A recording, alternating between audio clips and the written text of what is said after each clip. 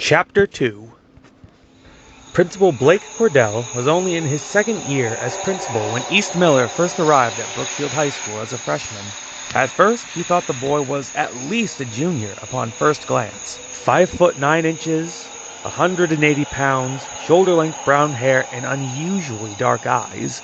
Now, watching him enter the school as a senior, he was 6'2", a good 240 pounds of muscle, and his hair styled in an undercut. However, by now the hair on the sides and back of his head had grown out and giving him a slightly shaggy look. "Running late, are we?" he asked comically. East smiled and stopped as soon as he entered the hall. "Almost hit somebody on the way here. Your truck all right?" "Rusty as ever." East kept walking to get to his locker and then to his class. What few students were still in the hall made it their goal to steer clear of him. This day and age, what kid wouldn't when you see a classmate enter with a black trench coat? With that coat and his build, he reminded Blake of Marv from the Sin City comics. He acted a little like him too on some occasion. He had a good heart and was generally a kind person, but when shit hit the fan, he had no problem throwing a punch. Granted, it rarely came to that. Normally, all East had to do was use his size and strength to intimidate whoever he needed. All that and yet was still loved by his friends. And that's not even mentioning Rusty. First, second, and third period passed by without a hitch for East. In between classes, he would text Rusty to let her know he was thinking about her. They planned to meet at lunch, and then go to fourth period together. And that was exactly where he was going now. First, to grab his lunch from his locker, then to the cafeteria to meet Rusty. Then came the hit. Upon reaching his locker, he heard familiar voices down the hall. He quickly walked down the hall and turned the corner to see 4 people. 3 boys, 1 girl. The girl had blonde hair.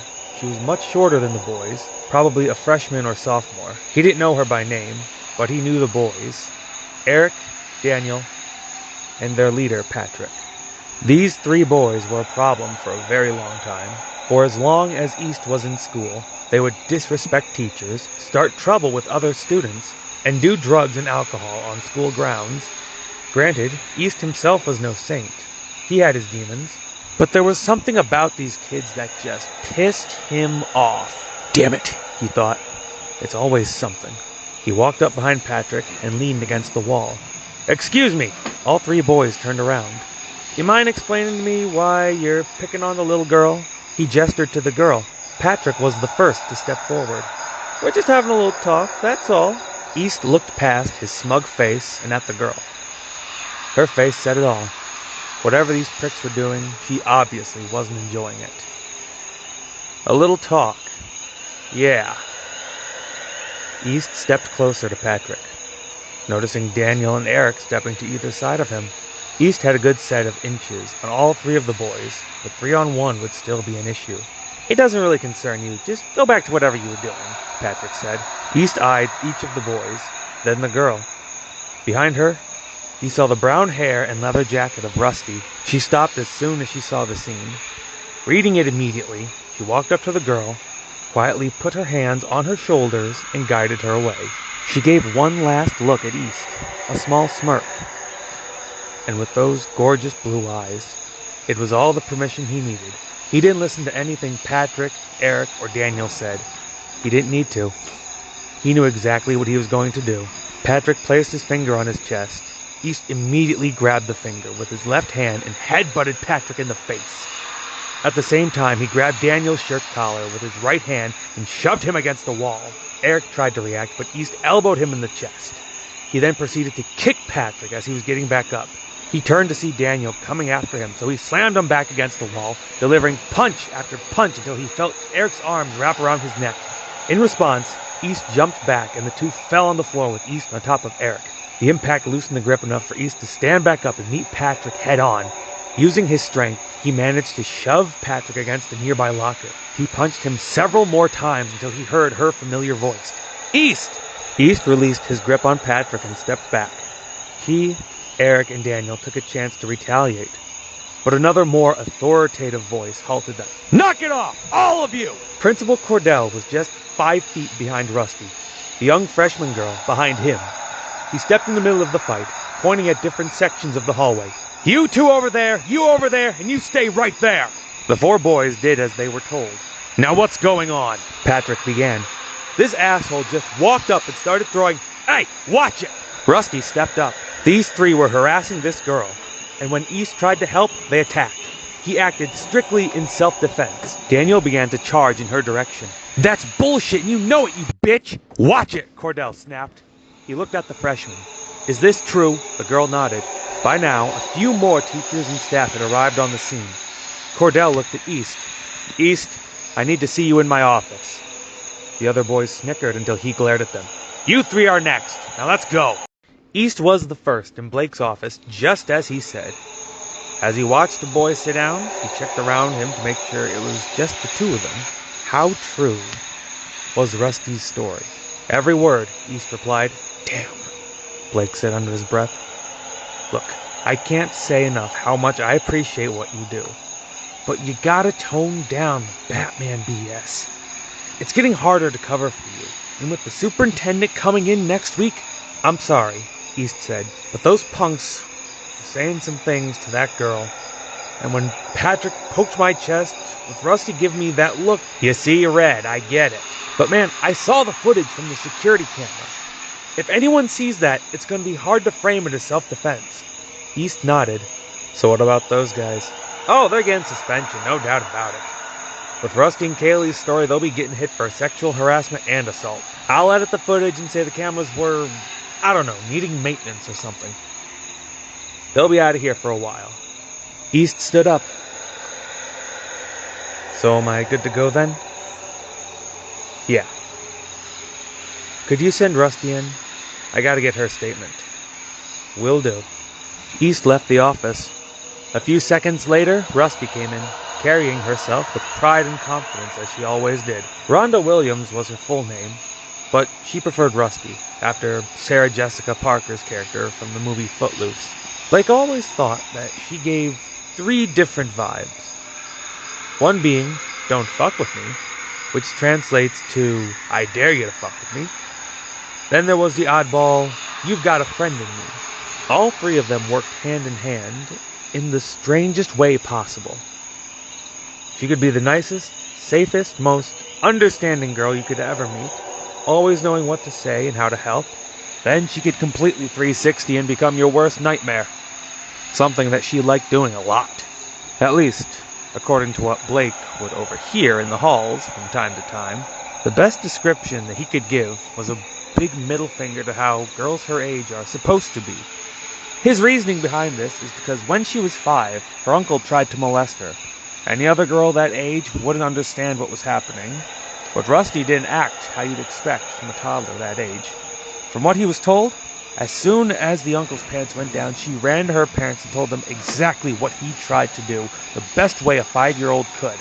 The uncle was arrested and taken to jail, long story short. Her parents told him this 2 years ago at a meeting over something completely different. They said despite what happened, Rusty never showed any signs of trauma or anything.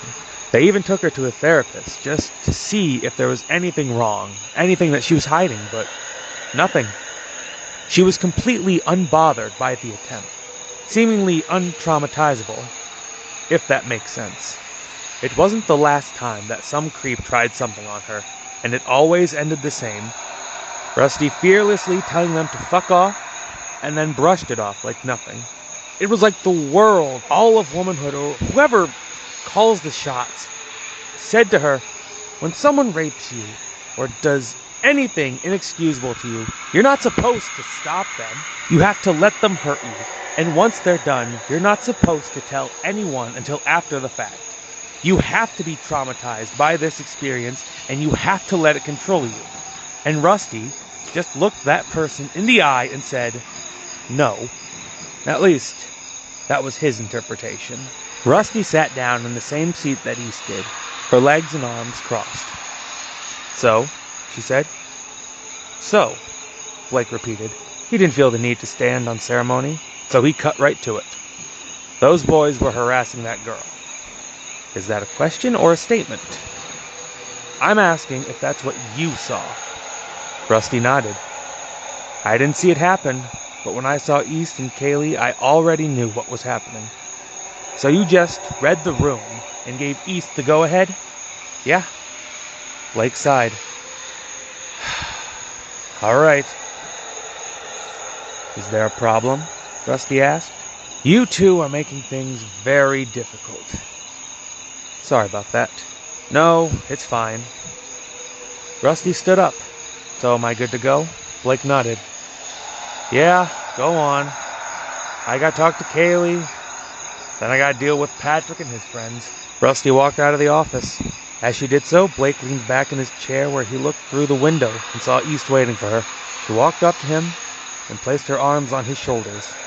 He placed his hands below her waist and kissed her.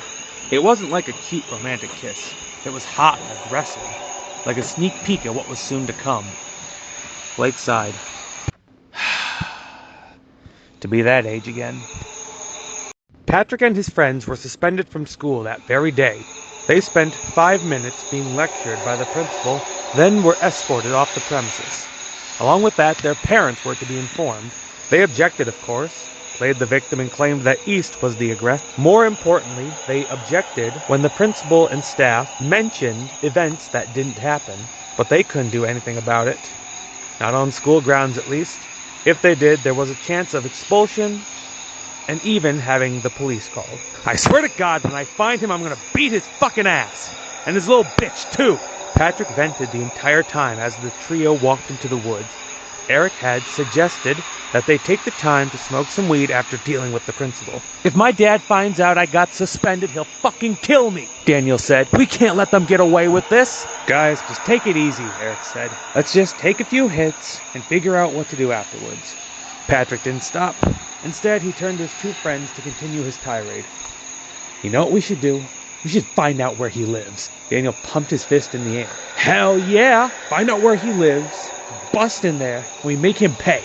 Eric sighed. There was no point in trying to reason when they were like this. Just best to find a good spot to smoke and go from there. Let's stop here, he said. This is as good a place as any. The trio stopped and Eric pulled out the goods. Everyone rolled up their own joint and lit up. They were there for maybe an hour and a half. Soon the smoke began to surround them, and they couldn't see anything but each other. Whatever anger Eric held against East almost completely disappeared. He just felt relaxed and at ease. He wasn't bothered by anything. Not even when Patrick disappeared into the clouds did he feel concerned. He saw Daniel disappear right after, this time with a hand around his waist. Still, he was calm and at ease. Then he felt something in his belly. He looked down and saw that something had cut into his abdomen. He looked down and saw that his intestines were leaking all over the grass. He looked up and he saw the blurry, bald old man staring at him. That was the last thing he saw before his vision went black.